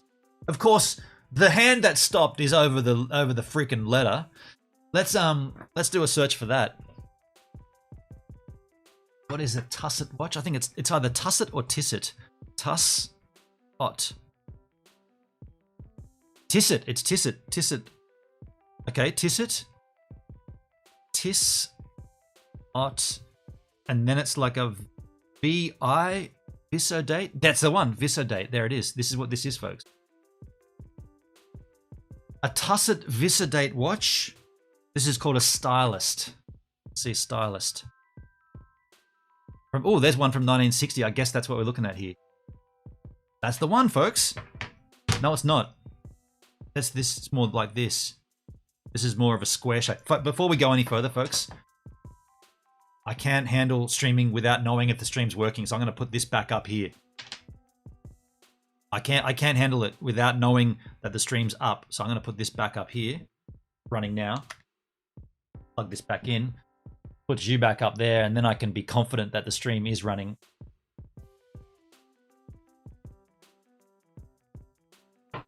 Yeah, that's more. I get confidence when I know that the stream's running. But here we go. This is a Visodate Tisset stylist from 1960.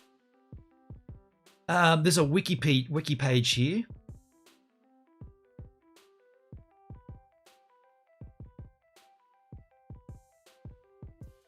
Oh, this is a selling page. How much are these selling for? What I'm more interested in.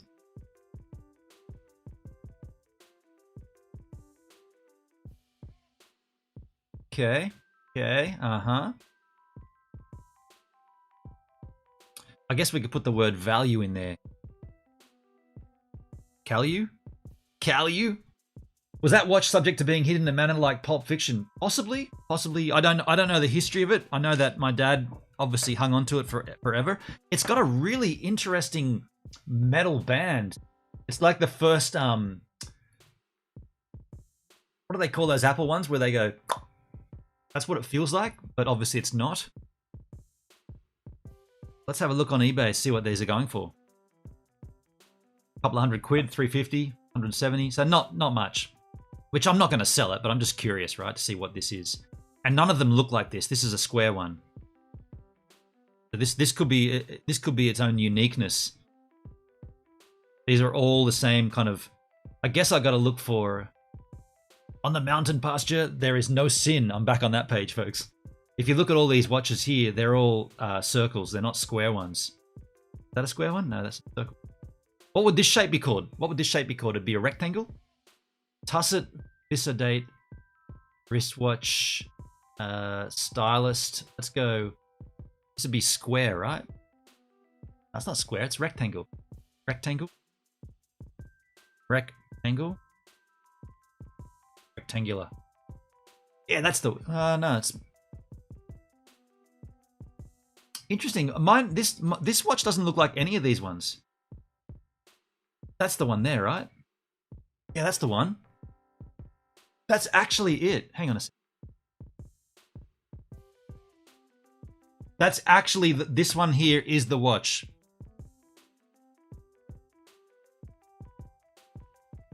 Tisset stylus Visidate, very rare, very rare. That watch is probably built in the 50s, if not earlier.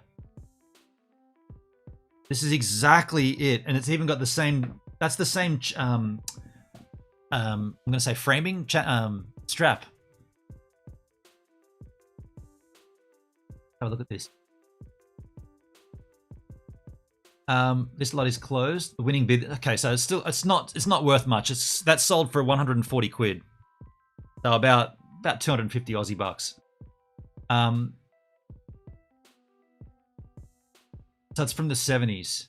Huh. Okay, cool. Interesting stuff, folks. I've like I said, this thing's been in my possession forever, right? Do a Google Lens picture to see the exact watch. A Google Lens picture. Do a Google Lens picture. Oh, hang on. Wrong. Do a Google Lens picture. Lens picture. Size, color, images, usage rights. A Google Lens picture. I'm not sure what that is, dude. Sean, what's a Google Lens picture? Google Lens picture.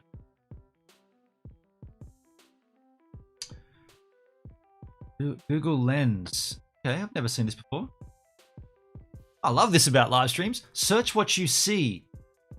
Explore what is around you in an entirely new way. Scan and translate text. What the hell? What is this madness, Sean? Translate text in real time. Look up words. Add events to your calendar. Okay. Find a look you like. What's popular on menu. 4 places nearby. What the? Try Google Lens. Oh, it's an app. Oh, I don't want to download it now, dude. I've never heard of it, man. I won't do it now, but I'll check it out afterwards on my phone. I'll just put my phone back up there, though, but I'll check it out afterwards. We want to continue going through these items, though, because we are getting to something pretty cool in here. In here, I've got a series of cufflinks. Now, you guys would have already seen these because on my 10th streams, every 10 weeks, except in July, where it's every 10 streams, you know, we open up a bottle of Jack and I wear my green Jack Daniels shirt. Well, I always wear my father's cufflinks on those streams, and here they all are in their entirety. There's these cufflinks here. That one's a little gold. This one's a little darker, and that one's a little gold. I think that they're the same thing. They've just kind of lost their sheen. Now there's a single one here. Oh no, these two are together again. These two are together as well. Little beauty. You know what cufflinks are, right? They slide in and then you, whoopsie, and then you pop that over like that, and it holds it in place. Very nice cufflinks there. I wear these ones a lot on the stream. I really like these ones. These are big and fat. For this, it would just be like a Google image search. Is that what it was? Was pretty much the similar thing, the Google Lens. Okay, gotcha. Hey, by the way, Sean, in the chat, dude, just because you're here and you were looking at my snorkel mask videos, I haven't shown you this because we've already rolled it once. You know what? I could roll it again. I could roll this again for Sean. This is literally for Sean's purposes. I'm taking a slight pause here. Sean, watch this video and then hit the link in the chat. Welcome back to the, no, not a slightly random daily song at all. This is not slightly random, and this is not a song. This is a video to explain to you the Armageddon and how you can get your own copy of the Armageddon. Now, what's the Armageddon? It's my latest release.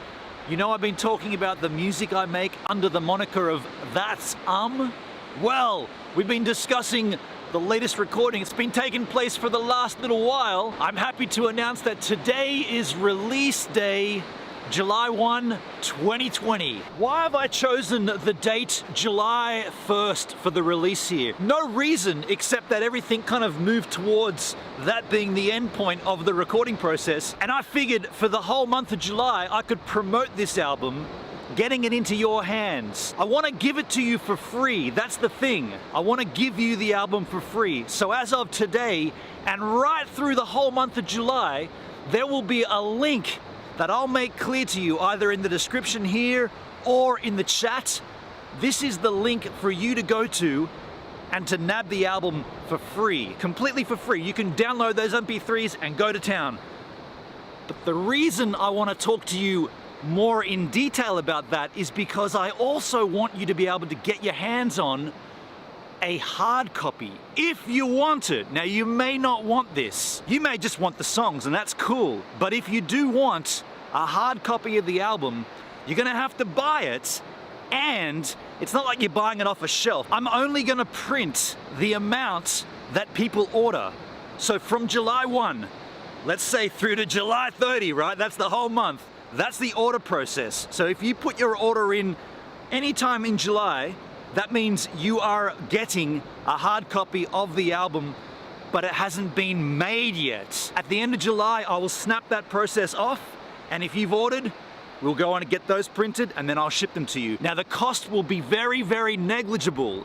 I'm not looking to make money here. I'm not a musician. I'm a live streamer. I create content. I enjoy making music, but that's not the point of this. The point of it is to have a bit of a laugh. The only reason I want to do the hard copy is because last time with the second umming, so many people wanted a hard copy, and I only had 20 made. So this time, I'm not making them until I know how many are wanted. So if you do want to nab a hard copy, go to that link, do all the things there. While you're there, grab the download.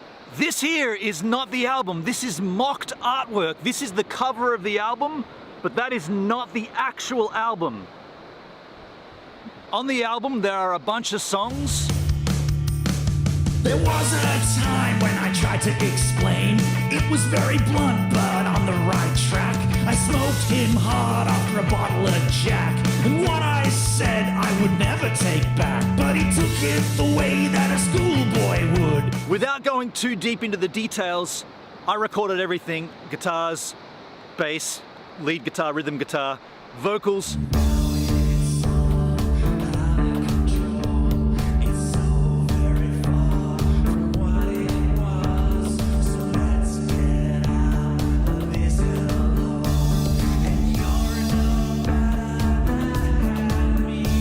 Now, you know Duncan, Buzz Kingo. On certain tracks, he came down here and helped out, added his little bit to it as well.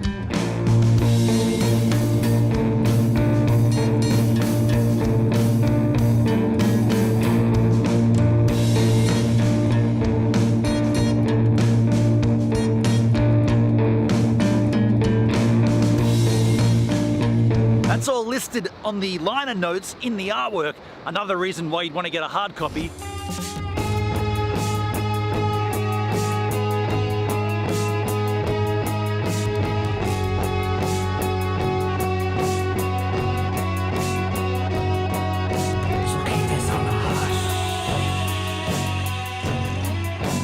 Having Duncan down here to help out with the music was so rad. It was so much fun. But he's not the only guest to appear on the album. Out here in the ocean, one day I was surfing with a South African guy who was holidaying in the next door house. And after a bit of chit-chatting, we got hanging out, and he kind of said, "Oh, just curiously, do you happen to have an instrument? I mean, I've been missing the guitar. I play a bit of guitar." He came in, we had a jam, we wrote a song. It's on the album. That all came from surfing right here, just random surfing with a stranger. It's looking for the dream. Today we're gonna feel like never before. Number 3, tomorrow the same. Also featured on the album is the handiwork of Lachlan Sheehan. Now, Lachlan is the sound engineer with Tracer. He did a beautiful, beautiful job at polishing a turd. He didn't just polish a turd. He rubbed that thing until it shone like Jupiter in all of its glory. Does Jupiter shine? I don't know, but whatever Lachlan did, he made this stuff way better than what it was. Lockie, dude, thank you so much, man. Go and have a listen to this and tell me this doesn't sound audibly, sonically insane. Lockie, yeah! There's also a few cover songs in here. Now, you guys wanted me to do 4 Non-Blondes, so I did that. That's in there. Sometimes when I'm lying in bed just to get it all out, what's in my head, and I'm feeling a little peculiar. And so I wake in There's also a Pink Floyd cover. There's also an Omnis cover, right? I covered one of my own songs.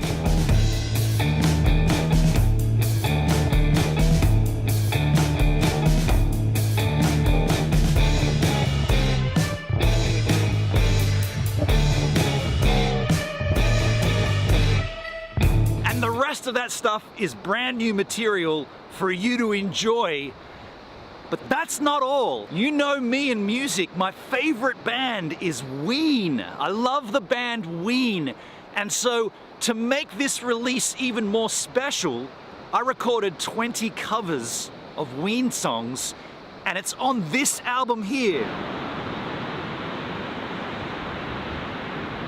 The point of me showing you that is, that's also for you as part of this package. When you download the album The Armageddon, you get this as a bonus free disc. And if you order a hard copy of The Armageddon, you also get a hard copy of 10 more songs by Ween. I don't know where you're coming from, but I wish you'd go away. And I don't know where you get your money from, but I wish I didn't have to be the one to pay. And I'm not sure how to say. I've chosen to call it 10 more songs by Ween, but put 20 songs on there to be a little bit silly. But anyway, that's there for you as well. And I'll also throw in some Gives a Minute stickers for those hard copy orders. If you order a hard copy, you'll get some stickers. You'll get 3 things. You'll get the Armageddon, you'll get 10 more songs by Ween, you get a bunch of Gives a Minute stickers. I might even write a handwritten note on there for you as well. But you have to do it between now, July 1, and July 30. After July 30, there will be no more orders. Whatever it is, the number that we have, the amount, is what we go on order. There'll be about a month delay between when they get manufactured and when I can ship them to you. So if you order any time between now and the end of July, I would expect you to receive your copy of The Armageddon in September. That'd be the earliest. I'd say August will be the production, then there'll be the mail out. I reckon September you'd get it. That's why there's the download link to grab the music right now if you want it. Don't come to me after July and say, I want the album, man. You won't be able to get it. You'll have to go to Spotify's and Apple Music and all that place to buy it. This is the 1 month of opportunity. It's July, the opportunity month. Is that enough promo? I don't know about doing promo for my own music. There it is. I promoted my own music. Now look, while I sit down and take a listen to both The Armageddon and 10 more songs by Ween, you guys can go back to the live stream. This is not a Slightly Random Daily song. Just go back to the live stream. I'll see you there. And welcome back. Yes, I'm wearing my alpaca beanie. Also a family heirloom or a family keepsake. I'll take this off in a second, but I want to explain it. Sean, $15 will get you the 2 albums, the hard copy. Hit the link. It explains it all in there, but it's $15. Again, this is not me making money from the album. That's just the cost involved in making the hard copy. It's kind of going to look a little like this. This is the previous version of my previous album, and I used the same people to make it. It's a beautiful... They don't do cheap stuff. It's very clean, very nice. The artwork's all done. It's going to have a clear underlay tray like this. That's going to be the Armageddon. In fact, this booklet here is only a double-page book, but the Armageddon's going to have a 6-page spread with lyrics in there as well. And also, I will sign them, and I will also include some Gives a Minute stickers in the same mail out. And the 10 More Songs by Ween album will be a cardboard sleeve, kind of similar to this, with a disc and a cardboard front and back, which the disc will go in. But that's what you get for the 15. So this beanie, right? So before my father passed away, him and my mother were farming alpacas. They were making alpaca fur. And this beanie, along with a bunch of others, is from the alpacas that they farmed. So I've got this one here's got a pom-pom on the top. This one here was the first one that I ever got, and it's so old and tattered. I used to wear this all the time. Unfortunately, these days it's, seen better days. Look at that. It's more of a summer beanie, right? It's so fragile and falling apart. This one here was a bit small for me, but this is made with suri hair. Really nice alpaca hair, but it's way small. Just fits, it's like a complete complete tie over, like just sits right on my head. But I sleep. This one here I slept with this last night. This one here is my regular usage in the winter. I put this over my head, and when I go to sleep, I just go like this and pull that down. And so I cut out all the light. So that stays on my bed for the winter. But yeah, I thought I'd show you those as extra family keepsakes, family heirlooms, I suppose. But I do want to get through what's in this box because we're getting to the cool thing in here. We've got a couple more cufflinks. Tim, haven't seen the family tea cozy for ages. I've actually been wearing it during some YouTube stories recently. Now, I don't know if you know what stories are on YouTube, kind of like Instagram stories and TikTok. I've been doing it quite regularly. I've been enjoying it.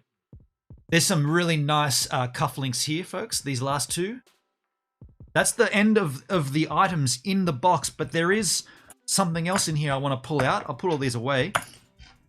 This one here is a interesting piece of item to own for myself. Everything's back in there. The last thing in here is an envelope. Now the envelope, I'm going to be careful with it. Can I get this out of here without bending? Oh no, I got it. Here we go. The envelope says what it looks like. It says on the front, Benon's first haircut, 24th of March, 1977, aged 18 months. So in this envelope is my hair from when I was 18 years of age. You think I'm a nut? My parents kept my first haircut. A sample thereof, right? What? You look at me, and now you realize where this shit comes from, right? My parents kept my first haircut in an envelope. I can tell you something here. This stuff, it smells fresh. Some weird reason this smells good. And I'm going to show it to you. Look at this. There it is, poking its little head out. Look at this.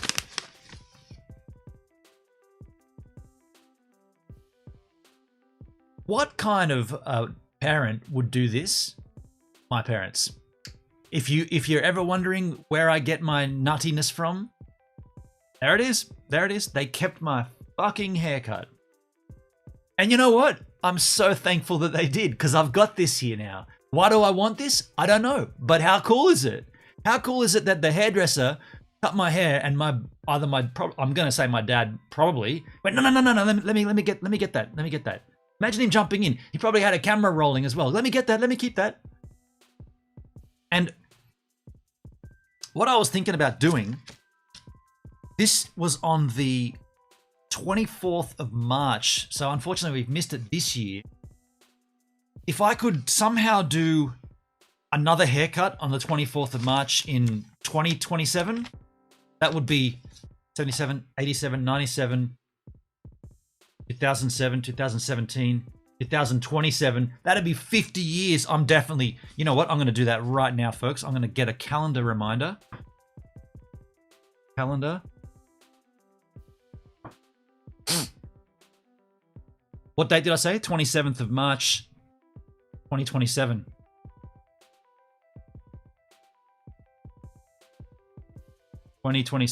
March. Just make sure we got the right date. 24th of March, 77. So the 24th of March, the bingo's out. 24th of March, 2027. 24th of March. Make a haircut. How am I gonna? If I got to get a reminder of this 2 days before the event. How am I gonna trigger this? That makes, because if I see this, make a haircut, I won't know what that's in reference to. What am I gonna type here? That's gonna remind me about what this is for. Definitely gonna buy the album. Thank you, Sean. Thank you, Sean. Sean's laughing. Wow. Yeah, very cool. Perby, wow. Mindy, after my father passed away and we were going through his things, we found all of our baby teeth in his jewelry box. What? Were they in envelopes and stuff? That's so cool. So what? The tooth fairy is not real? I don't know if that's a good thing or a bad thing to find, Mindy. You what? The tooth fairy is not real? Come on. Okay, I'm gonna have to make this very obvious. Today would be 50 years to the haircut day of my first haircut in the cigar box. Dad left me make a haircut and keep sample of hair in envelope. Now that's going to remind me enough, as long as I put an alert 2 days beforehand. 2 days beforehand. There you go, folks. So I got an alert for March the 24th, 2027, which will be 50 years after my first ever haircut. And we're going to keep a sample of that hair. For what reason? I don't know. But we're doing it. We're doing it in honor of my late father. And we're going to pop it in here for who knows who. First haircut anniversary, yeah. Charlotte Rose and says, unless you're bald by then. That's an interesting point. No one in my family is bald though. So if I do go bald, I'll be the first. You might look at me and go, dude, you're going bald. You look at my forehead. But I've always had a big forehead. I've always had that massive forehead, and we can prove it. We can prove it, folks, by looking at these freaking photos here. Here's a great one. Oh, there's numbers on the back here. Ben on age 10 years of age. You can already see my freaking big bald head there, right there, right? Look how far up my hair is there. So I've always had a big fat forehead. There it is. Again, at age 16 years. Look how far up my head. Look how far up my head the hairline is on that. It's the same. I've always had this. Can't really see it on that one. Yeah, look, here we go. Aged 13 years, just becoming a teen. Look at my, I've already got like a receding hairline. It's not a receding hairline, it's just my hairline starts way up high on my head. Like, look at this one. This is me 12 years, the year before. Look how up my head that is. So I don't reckon I'm going to go bald. Although my brother has patches up on his head up there, which is like, kind of like, I don't know. Do I have patches missing up there? Oh, cut to the reverse camera. If we cut to the reverse camera, do I have anything missing up there? No, I'm good, aren't I? I'm good. I don't reckon I'm going to go bald. And even if I did go bald, it doesn't really bother me. The only reason it would kill me if I went bald is because I wouldn't be able to do this project. That's the truth. I wouldn't care about the look or the vibe. I think hair's a bit annoying, to be honest. You just keep having to cut it. So Tim says, I kept a lock of hair of my 3 kids. Did you really? The first haircut? That's pretty nice of you, Tim. So my family's not the only nutty one out there? My mum's got samples of her hair too. So that's good to know. I thought my family was just completely nuts. That's good to know that there's other nutters out there on the planet. Charlotte Rose, hopefully we're around to see it on DLive, YouTube, and whatever new platforms around then. You know what? I actually got a reminder. I'll read it to you. I'll read this reminder to you. Okay. I'll read this to you. On the 30th of June this month, this is the date that Mark Ensby, suggested Candace and Casey Neistat would be divorced by. Now, I don't remember exactly when this came up, but it would have been a CreatorCast episode, right? And we were talking about how Casey Neistat and Candace Owen Neistat, Candace Poole Neistat, that's her name. How they argued all the time. And we were like, man, that relationship's not going to last. Well, this date, which has passed just recently, 30th of June, was the date that Mark Ensby said, no, they'll definitely be divorced by then. I'll go on record. And we were going to look back on it in CreatorCast and talk about it, but obviously we can't. But that came up anyway. What art painting is that by the lamp? Sean, that there is a fan art from DLive. Benny Crawford paints paintings, and he painted that. That's the CEO of DLive. The CEO of DLive, Charles Wayne. He's nothing to do with YouTube, but he is the owner and the founder and the CEO of the platform D Live, where I stream daily. I do daily here in July, but I do daily all the time D Live. And that was sent to me by a giver creating fan art for the channel. I wasn't referring to hairline, just age. Unless you're bald by then. Age, but bald is hairline, isn't it? I don't know. No patch, perfect, no patch. I need a haircut, haven't had one since Feb. Me too. Didn't he also say D-Live was a scam? Totally was. They all wrote off D-Live, right? And we've slowly seen Jay and we've seen Xander come back. I guarantee we'll see Danny Black come back. We'll see Mark Ensby back. We'll see Creaky back there. We'll see everybody back there. It'll be like, oh, well, yeah, that was when it was Lino and now it's BitTorrent, which is more established, so we're going to come back and give it a shot. They hammered it. They hated it. They slammed me for it. They abused me on it. And here we are. I'm loving it over there, and I got nothing but good things to say about D-Live. Sean, never heard of D-Live. I do live streams over there every day. I've just put a little link in the chat to go and check that channel out. I'll be there later on today, streaming live. It's a great site. It's good fun. Lots to learn over there. Lots to take in. It's a strange world if you come straight from YouTube. But there's my link there. Go scope my D-Live channel. It's Gibbs a Minute. I'm Gibbs a Minute across all the socials. But folks, we're ending up the stream here. But this was really interesting. I wish you guys had somehow been able to show me your keepsakes. But I do have a bunch of other things that I think maybe we could talk about another time on the stream. I'd pulled out a box of old stuff that I was looking at recently. Not family keepsakes, but just stuff that's kind of like documented over the years. Maybe we could talk about that. I don't mind what we talk about. I'm open to suggestions. I'll take any requests, any suggestions, whatever it is. We'll go from there on these streams, but I'm going to be live every day for the month of July. Today, after this stream, I'm going to go for a surf. As long as the swell picks up. It's meant to. I ran out during the pre-roll of the video of the album, and unfortunately the swell isn't that big. But I think I'm still going to get in there. It's been a while. Look at the donations you get from D-Live. Crazy. Like I said, D-Live has been very good to me. Very good to me. The BTT staking, the partner rewards, wow. It's very, very, very good. That's kind of, yeah, I mean, look, we've heard from those crew slagging me off for doing that, and they based finances on it, but they're wrong. Folks, I can hear my outro music rolling. What a great stream. I'll see you all tomorrow or on D-Live later on today.